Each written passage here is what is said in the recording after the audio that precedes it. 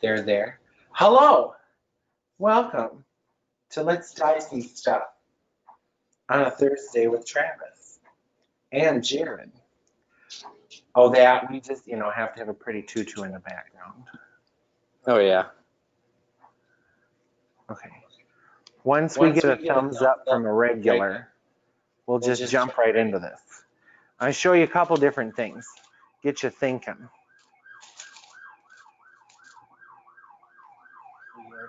We're here. Okay. So we're primarily what we want to show everybody is the easy way that we ombre tutu netting using like a visual trick with triangles and layering color. But it often comes up that somebody wants to ombre a piece of Lycra. So I'm going to just kind of show you how we approach ombreing a piece of Lycra. So in a minute, Jared's cut out a whole bunch of tutu netting, and we're gonna ombre a skirt that goes from like pink into blue into like purple, like a darker purple at the waist, and we're gonna kind of bleed the colors together a little bit. So the underside of it, we're gonna do what some of you have done with me before, is where we like fold it up and dye it like a brick, but we're gonna intentionally, our top couple layers, dye these big wedges into it so that when it's gathered, you have more surface area of color at her hip that goes out to less surface area of color. So rather than us trying to actually deepen the color from the hem out towards or into the hip, we're gonna like make an illusion of it. And you can also deepen the color, but we're gonna show you how to do that. But I wanna show you an approach to making a piece of Lycra ombre. And let me just show you, everybody's familiar with RIT dye. It's great. We use it on netting all the time. And when we do this stuff, we're just generally going for like, let's get a color to stick on here, because we airbrush a lot, and then I like embrace what happens rather than have such a permanent plan in my brain. But just the plain liquid RITs and the powder RITs, they're kind of like a dye catch-all. So I'm sure you guys have heard of Jacquard dye or Procyon or Aljo. RIT, liquid and powder, combine some different things to hope to get a color to stick, and they've done it great for years. Bring back peach. But if you're dyeing tutu netting or Lycra, chances are there is a lot of nylon in the goods. So just like Easter, dump in some distilled vinegar, and you will, its acidity will help the dye stick to nylons. There's also, RIT has a synthetic line out now. I grabbed one and I put it away. There, RIT Dye More, which it looks just like the regular RIT bottle, but it says Dye More on there. Like, right, it's almost a RIT bottle, but it says synthetics. It's got some acidy materials in it that will help it also stick to polyester and nylon, but they haven't done a whole bunch more than you can accomplish with dumping in distilled vinegar. Everybody will think you made pickles. So I'm going to show you also, so we've got RIT dye is what we stock here, and the other one that we keep lots of, I'll let you show that one closer, is Jacquard acid dye. And that you have got to use, you've got to use vinegar with it, or it won't set. It's like putting an Easter egg, wrap an Easter egg just in dye, and the color won't be so vibrant. And the Jacquard ones you can get, these are Jacquard acid dyes, and we get them from Dharma Trading Company. And you can get different sizes. There's these little ones, which are the same thing, these small bottles. But if you work it out like volume wise, you're saving like tons of money to get these next sizes up, which I don't even know how much this holds. But the size up is better. I don't see what that holds. And you can get some really vibrant colors out of there. I don't know if anybody knows the little dancer costumes we did years ago. Those were all done, the netting for those was all done with Jacquard acid dye. So I'm gonna dye a leotard with Jacquard acid dye, right? A leotard, it's just a strip of fabric. But what I've got going here is just some near boiling water. This one was boiling and I switched it a little bit lower to let it come down a little bit. And then I've got some other, we thank our friends in Canada, Patty Charbonneau, for coming up with using a turkey roaster. Oh my God, it's the best thing. When we cook in it, we just pull the insert out. So you might, get a little bit of dye with whatever you're eating. And the other thing we use a lot is just a small stovetop skillet. So this one over here. So we've got a turkey roaster. That works great. Stovetop skillet works great. Hot pot with boiling water works great. And I often, whenever I'm messing with this stuff, I just keep another little thing of water heating so that if I decide to change my water, I don't have such a setback. But what we're going to do with the acid dye, I've mixed up a tiny little bit here in a small Pyrex thing, and shaking it in a mason jar is good too. But so to ombre this strip, so we're going to imagine this is a leotard or a piece of lycra you want to ombre. We're going to make kind of like our hero batch of dye, small and concentrated. So we're going to make a little bit that's really beefy, and we're going to slowly add it to our larger container of water so that we're like layering on more particles of dye rather than just relying on like letting it soak longer. Yeah, okay. So I'm gonna put just a little bit more in my like little hero container. And so you can even water down your hero container. So I've got, this stuff's really, really toxic, so don't breathe it in, pretend I'm wearing a mask. So I'm just beefing up my hero one a little bit. And I'm going to put a splash of vinegar in my hero one. And you can get all technical, but I have better luck if I just go blump, blump like that. Who's calling me? Let me just, it says United States. Then I'm going to put some vinegar in here, like a good cup or so, and a little bit. So you can mess with more vinegar, might get a brighter color. Because all this you have to experiment with a little bit. I'm just getting you going. And the water in my little hero batch is really, really, really hot so that the dye particles get all mixed in. And I like to use these popsicle sticks. You can get like 5,000 for $20 on Amazon, because you can see on there whether you're getting particles. So I'm able to look at my stick and see if I've got chunky residue, and I don't. So my water's hot enough. If you're getting chunks or flecks on there, not hot enough. The other thing you can do is pour this through a t-shirt, like lay a piece of cotton in another jug and pour it in if you're getting specks, because we don't want something with specks. But then if I want a leotard that ombres from pale teal to dark teal, I'm going to start out of my hero thing with just hardly any, like I put in like that much liquid, because I don't know, you don't want to go too far and not be able to come back. So clearly I'm going to put some more in. But what we're going to do first is get our little piece of Leo wet. And I'm using a stick. So if you're dyeing a costume, you need something to help you hold it down in there. And I've got a piece of boning because it's flexible. So I can push this down in here. And then since this is flexible, I can kind of control, I put a couple safety pins on there. I can control how far down I'm going into the dye. And it probably doesn't show yet on the camera, but we have like sky, it shows. We've got like the palest little bit of teal going on. I'll do a little bit more of this, and then I'm going to explain to you another like really great trick to do this. I might draw a picture. So there's a way you can put a weight on a leotard or a piece of fabric, and then you make yourself a tube, like a PVC pipe tube. I'm explaining it now. That's how I am. You make a PVC pipe tube, like a 4 or a 6-inch tube with a cap on the bottom, mount it, like zip tie it to the side of a table, fill that with your boiling water and dye.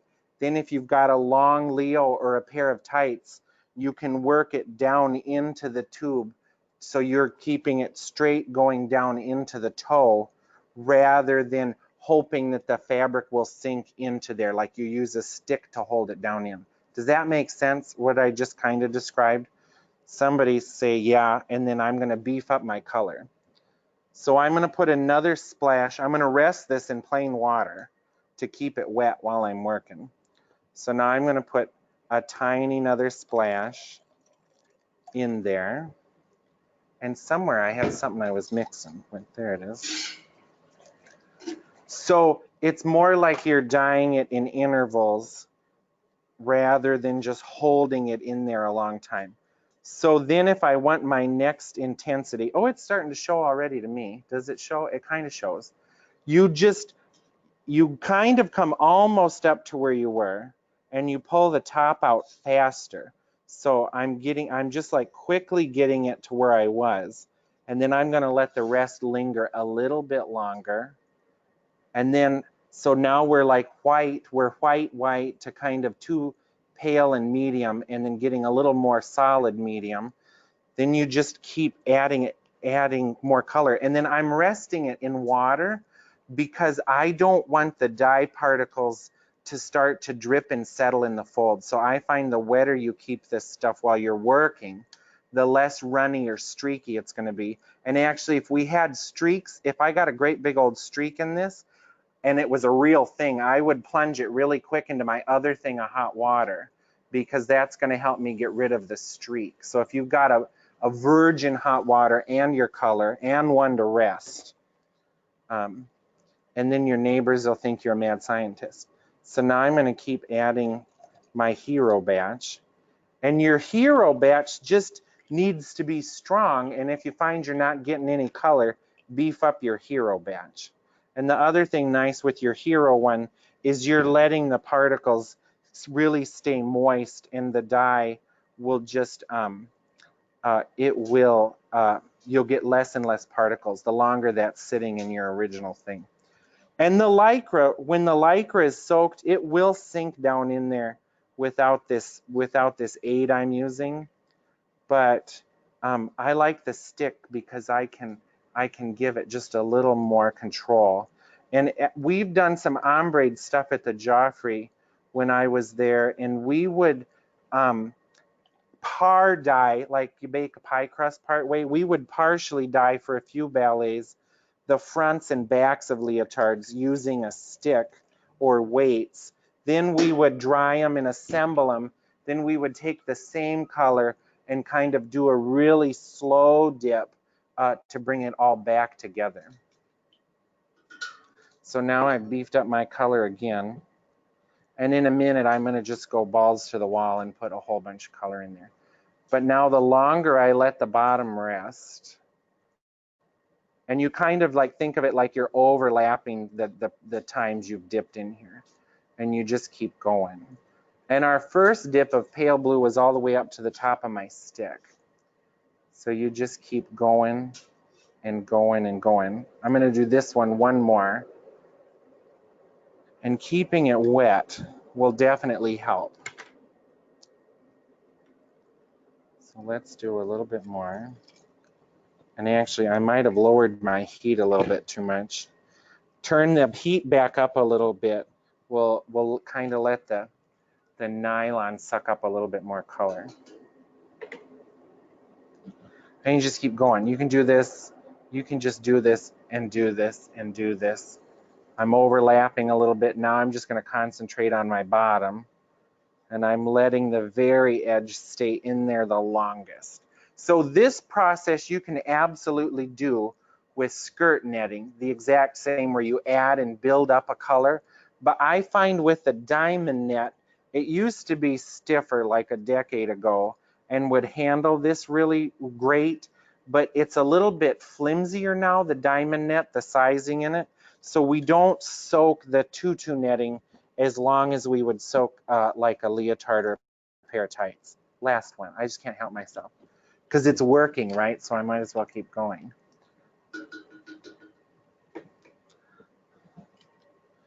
And there's really no streaks in here.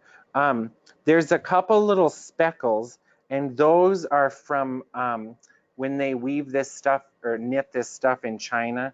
they grease the machines with silicone. So if you wash your white goods in hot water with no detergent first and keep them wet, you'll have an even more smooth finish to this. Oh, it's getting pretty dark. Back way up and let's look at the whole. Yeah. Now, if I was getting really picky, like I can kind of see this color shift right here. If I wanted to, I could just kind of come back a little higher than that spot for just a second and start to work out the color shift. But there we go. And you can just keep going and going, but not starting with full strength.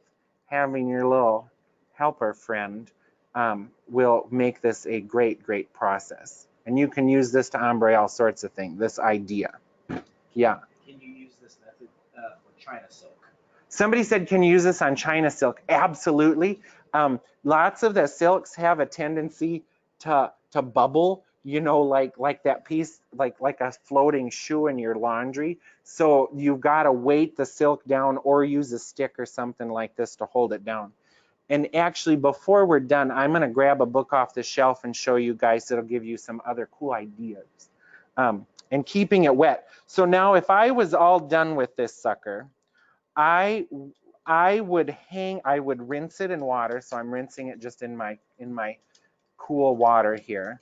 I would let it rinse, and then I would actually figure out where can I hang this for a little bit, and gravity is going to help keep your white part white and your dark part dark. The color, if it settles, is going to settle towards the hem, which is what we're going for anyway.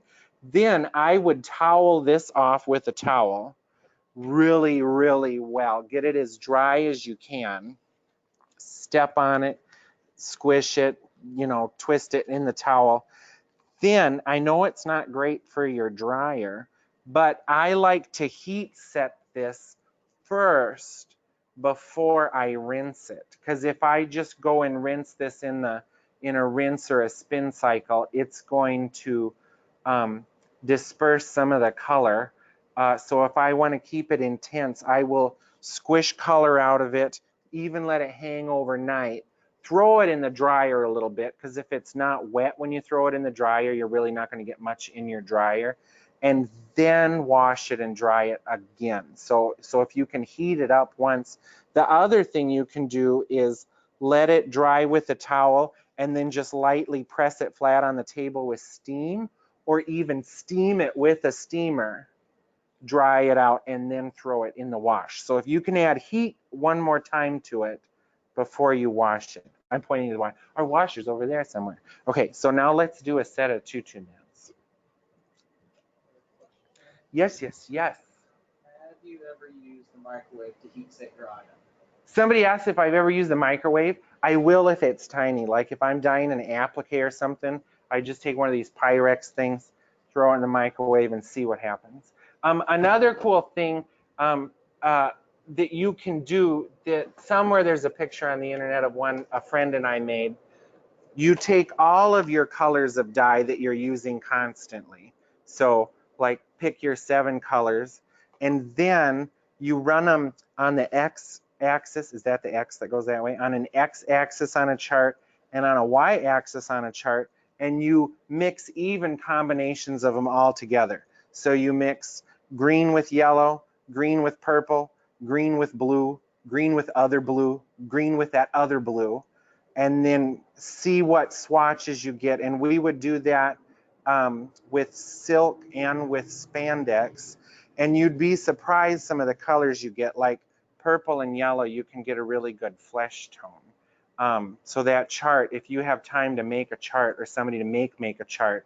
And then what's cool is if you make that chart even with 4 or 5 colors going each way, you'll start to see kind of groupings of 3 or 4. You'll start to be like, oh my gosh, if I've got this weird fuchsia and this weird purple, if I want the color in between them, you mix all 4 of those colors together. And then, because like dye kind of mixes like paint, but not completely. So if you're like a red, yellow, blue, amazing wizard, it's close, but you'll be surprised sometimes when you mix dye. Because like we all know that sometimes if we dye something black or pearl gray, it just comes out purple.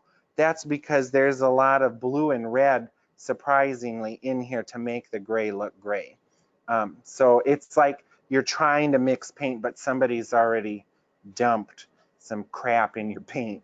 So we say Zen dyeing, you know, just embrace it. Okay, let's mess with our tutu net here. So this way that we ombre stuff is so great, and I've used it a brilliant times, and people always really like the results. The other thing, gloves are super handy. Collect things that you retire from the kitchen, you know. The acid dye, especially if you're really getting into that stuff, it's much stronger than RIT.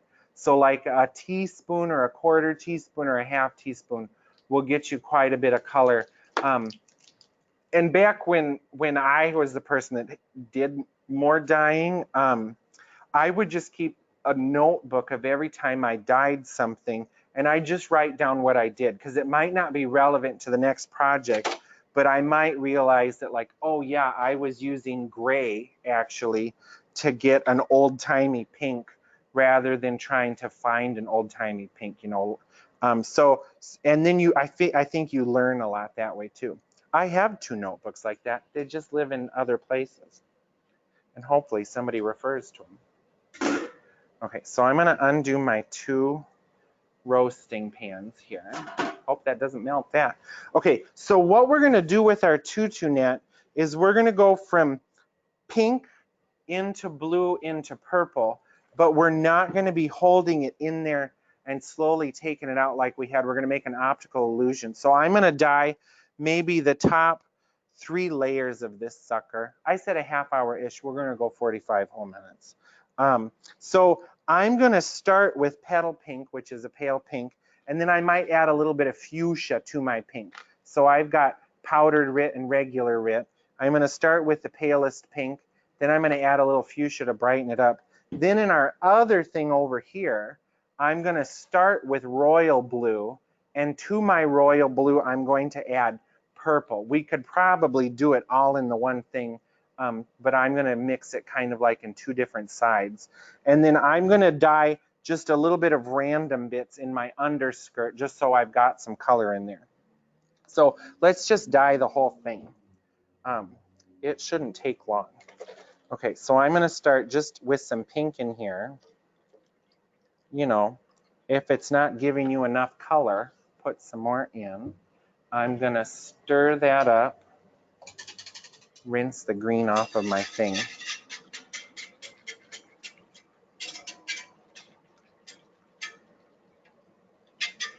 I probably turned them all down too much. I'm going to actually do a little bit of my under layers first.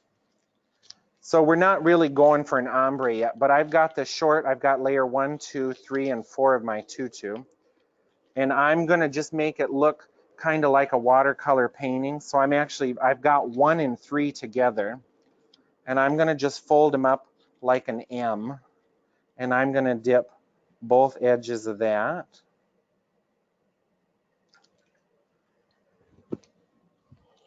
Ooh, it came undone. Even better. We're going for watercolor. So when I'm doing color and stuff, I find actually if you leave a considerable amount of white, the color that you did will actually show up better. It's like when you paint, really your work, when you watercolor, you're figuring out where your highlights are right from the start, and you'll have a watercolor that comes to life more, or an oil painting that comes to life more. And a lot of that light comes from leaving some white. There we go. Is that better right there? So I've just barely put a little pink on there. And I'm just getting some on layers 1 and 3.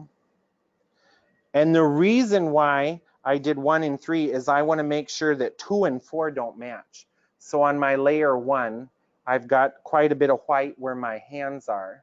So now I'm going to take 2 and 4, and I'm going to dye those sections with pink. So I'm going to just refold my chunk of fabric so that the color is offset. So if you dye the same part on all of them, your underside will look more like spokes on a wagon wheel, which is very, very pretty. But if you kind of undulate or swap the colors around, it's going to be more more watercolory. So there. I step on these on the floor too. I'll show you that when I got a few. So I did my 2 opposite of my 3. So my 3 has color on the edges in the middle. My 2 has color where the 3 doesn't. Then just for fun, my 4, to make it even more random, I'm going to dye just a solid half of the 4 so that it's not really lining up with anything underneath, making it more watercolory.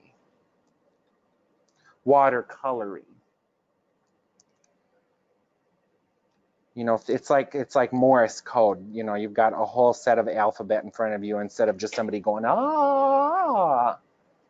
Okay, then how I really like to deal with this stuff is to just throw it on the ground and put another towel on top of it and step on it. I should have got my toes did.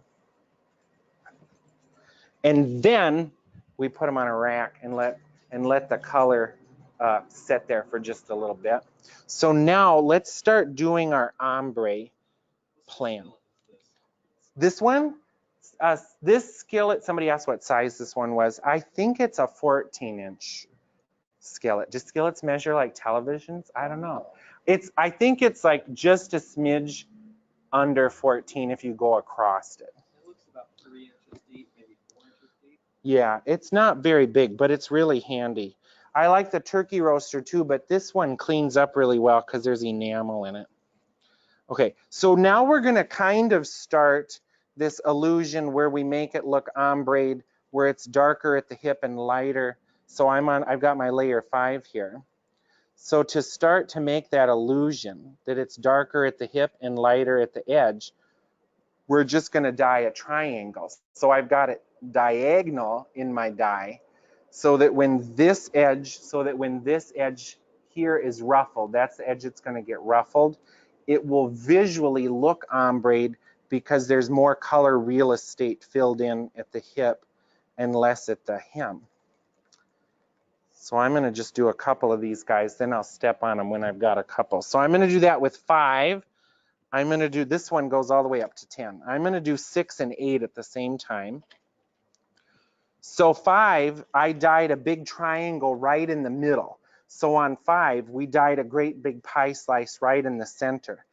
To blend the color, on 6 and 8, I'm going to dye my pie slice on the outside edges so that they're offset. So 7, I'll dye in the middle too. So I folded up 6 and 8. And I'm like half doing this in reverse because I'm looking at it weird. It's like I'm an old time weatherman. I'm on the back of the thing writing. So my hip is what's getting the most color. And my hem is getting a little bit of color, but not a ton. This is nice when you can go do it in an alley because then you can shake them and shake the color out a little bit easier. So 7, so that was what, 6 and 8. So 7 and 9, I'm going to do again in the middle. So 6 and 8, we were triangles on the edge.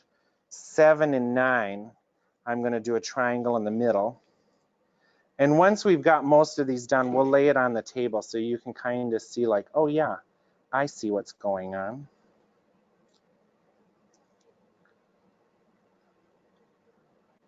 And you don't have to do 2 layers at once. I'm just ambitious. That one wasn't really a triangle, was it? Let's get it a little further down. But the idea is that there's more color happening at the hip. So again, at the bottom of this, that's my hip.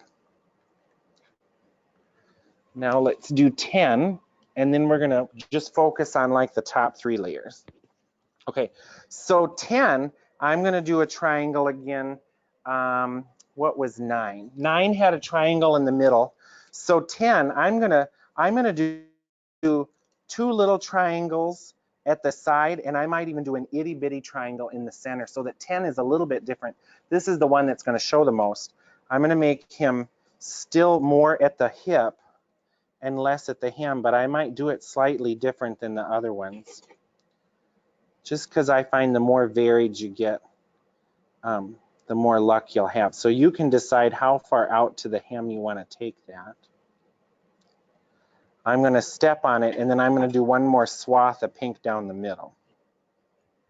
Then we're going to add some more colors. And if you get drips on stuff, just go with it. It'll look better. I found it's hard to make these look like mud. Like, it's pretty hard to screw this up. So now I'm going to just do an itty bitty triangle. So our top one is getting the most color up at the hip. So I've got a little triangle in the center. I've got kind of medium triangles at the outside. Now let's add a little bit of fuchsia in there. So we're just going to brighten up our pink. In the pink we've already got going. It has a scoop. You know what? And really, since my netting is nylon, I should have put a little bit of vinegar in both of my other containers. So I'm going to do that really quick. We're all human.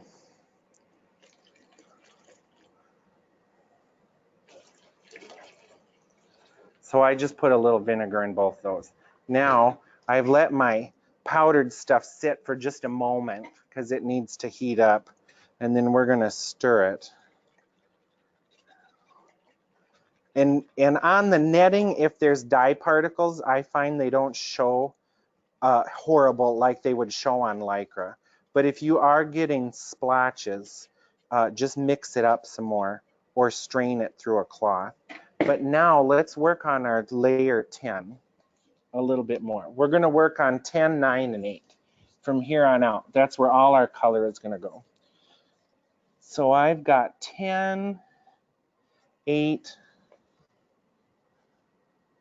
Oh, I did my 9 like 8. That wasn't my plan.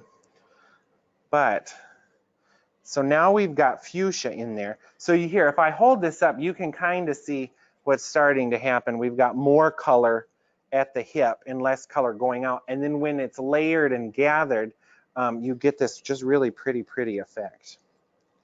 So now I'm going to put just a little bit of fuchsia, kind of coming down into one of my spokes.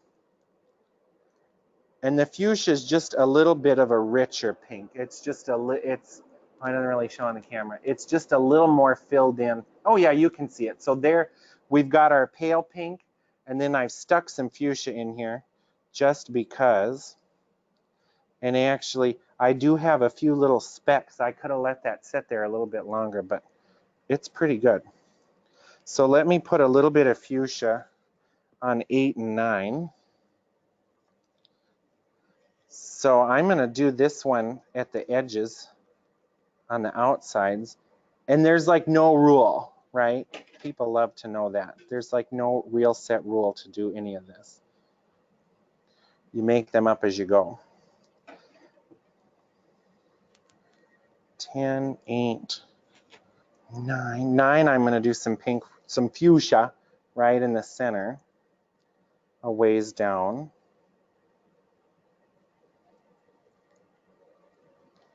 And I'm going to step on all 3 of these here quick before they get just too wet. Looks like I got to go to the bathroom, but I went before we started. Okay. Let's see. Okay, so now I'm going to take 10 here in just a second, but I want this to have some little shards of blue, and then it's going to go into purple. So I'm putting some royal blue in here, which won't really show great. And both of these were just on the edge of boiling, and we turned them down.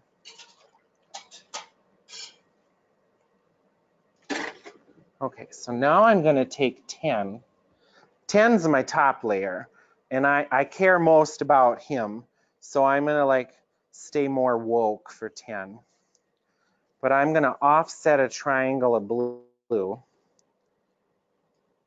down into here so that we start to get this blue quality we're going for. So that's what I'm going to do with blue, just that long triangle. But where the blue is overlapping the pink, we're starting to almost get purple. So I've got a little blue on 10, and then I'm going to put a little blue on 9 in a different spot, because we're also, you know, we can see through the netting.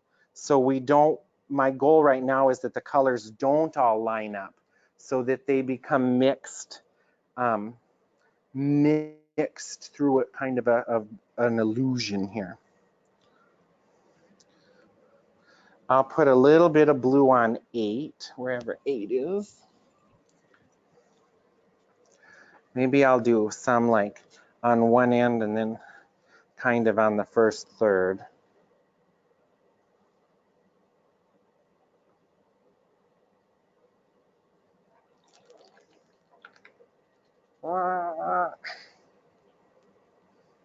And our netting is, these are all 5 widths of 54 inches that we're working with right now. So where my blue is over the pink, it's turning purple.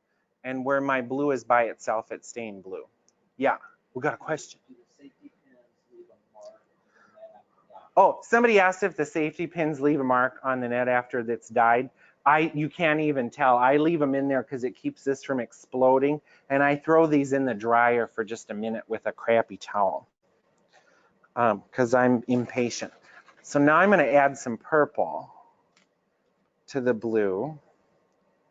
And I wish I had a little bit of wine dye, but I don't. I would do a little bit of wine right at the very edge, right at the very edge.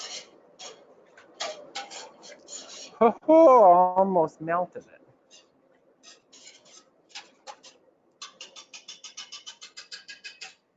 So now I'm going to just get my topmost edge to have some purple on it, which really is still kind of blue looking where the pink is. Yeah. I wish I had wine. I would darken it up with some wine. Let's leave this one sit just a little bit longer.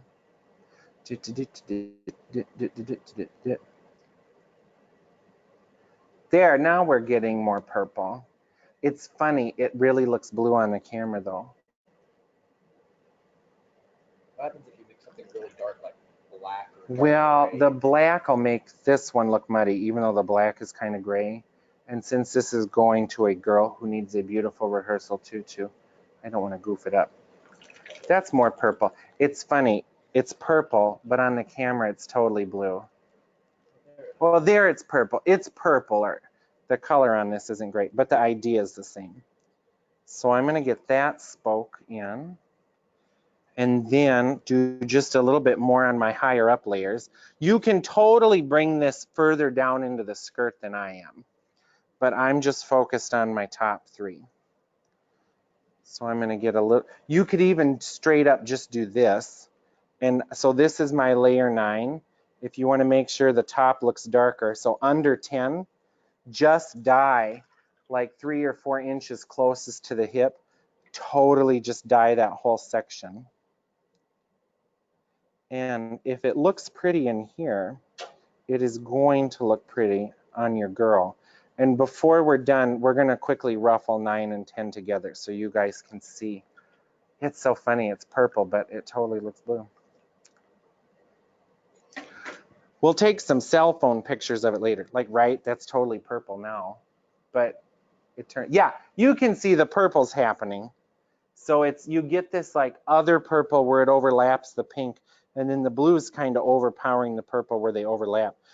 But so I just did, this is my second down layer. I just did a chunk that's dark, and that's going to help our ombre look even more. And let's do a little bit. Let's go a little further down in, and then we're going to look at them all. I'm going to put a little bit of purple on layer 7, just for fun. And once this skirt's sewn up, I will, I'll just, everybody in this group, I will send a bunch of close-up pictures of it. So again, I'm keeping most of the volume of color, most of the real estate up towards the hip.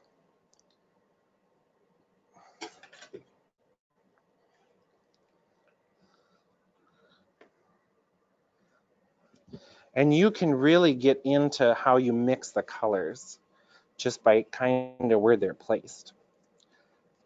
But I'm going to hold up. That's 7. Here's maybe 8. Here's 8. Here's 10. And here's 9.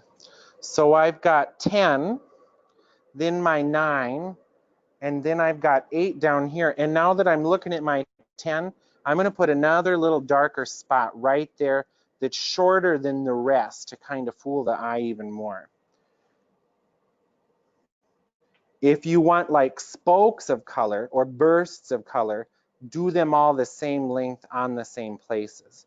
But if you want to do this kind of ombre illusion, and you get this same effect if we'd have just used one plain old color and dyed a great big triangle, you would get the same feeling, but it would have less dimension. Oh, that's deep. Yes. Does the net soften and become flimsy? Somebody asked if the net becomes flimsy with the heat. It does. That's one good reason to leave some white all over the thing. And it's the other reason why we're doing triangles and not soaking it for a long time. So like if I take my glove off, I can still feel that there's some sizing in here. You'll know the moment, like if you hold it up and the whole thing just drops down, it means you've gone a little bit too long. So see, this still has some rigidity and is staying like a flag. If the edge starts to hang like limp lettuce, it just means you've probably gotten it too hot. And getting it really hot and then turning it down, you want that part that's like just below boiling. Because even though some people and some things you look up online say just do a rolling boil to get a great color, you will kill all the sizing in there. So let me step on 9 and 10 really, really good, since I'm not going to dry them. But what I like to do, and now the reason why we safety pin this, I like to take it like this, step on it a few times, and then throw it in the dryer with a crappy towel for like 4 or 5 minutes, and I find that really helps set the color. The other thing you can do is just put it on a towel and steam it a little bit with an iron that blasts steam, but you don't want to heat it up too much because we don't want to cook it before it gets tacked. And really, if this is ruffled and goes on your panty, and then you start steaming and tacking your tutu, that's when you're really helping set the color in here. So don't worry a ton about heating this up now. I really just throw it in the dryer. It helps set the color a smidge, but it dries it out really quick so we can start sewing it together, because we're always doing, you know, well, there's never time to wait. But so let me get this out of 9 and 10, and I'm going to ruffle these two really quick just so we can look at what it looks like. So I'm going to unhook and go over there and ruffle. I'll be back.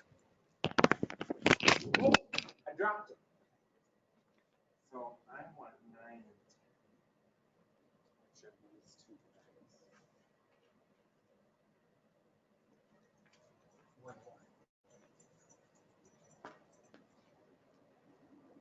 Okay, I'm going to ruffle.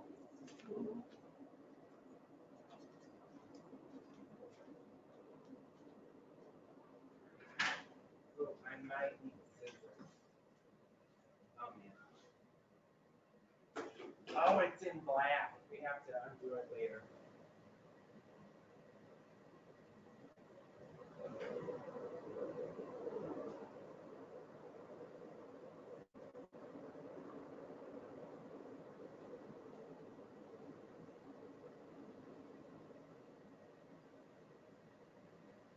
The fuchsia shows sometimes, and the purple is starting to develop, the colors developing as it sits.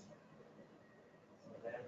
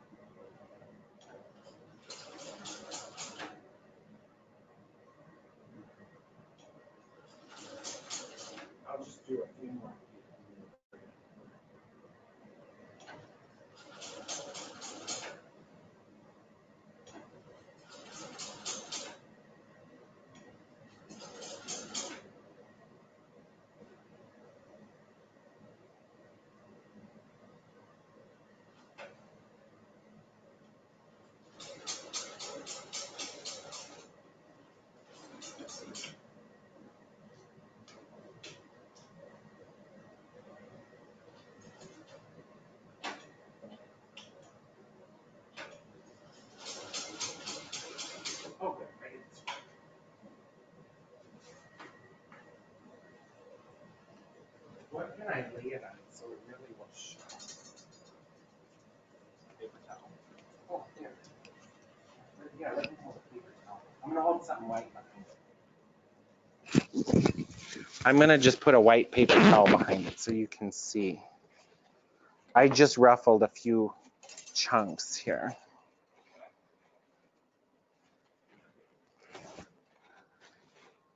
Let's see, let me put my side 10 up. It's funny now the sun is going down outside and it's not as bright. But there, you can start to see that it's darker at the waist. I'll send everybody some iPhone pictures because the camera is not getting this color. So what's great is when the next, oh yeah, you can start to see it. So, right, we've got purpley and then our pinky fuchsia. As we add our next couple layers underneath that are also darker at the waist, all that will keep this ombre illusion going on. And I'm pretty pleased with how it's turning out. So even if we folded it up and pretend there's another layer underneath, you can start to see it gets darker and darker each time we add into there. Does anybody have any questions? We'll take a lot of pictures of this and you'll see it on Facebook, but I'll take an iPhone picture because the color will be a billion times better. And that's it. That's what our goal was today. Show you something on Lycra and how we do this ombre look. No questions? So then our next layer is going down. We've got our colors all offset again, and that will just keep blending it. That will just keep blending it as it works its way down in the skirt. And it'll look like $1,000,000. Cool. Well, the recording might not be ready until tomorrow. I don't know how long it'll take to process. But I'll send some phone pictures with this stuff all laid out, and then we'll send you pictures of the tutu when it's done too. But that's the idea. Bye.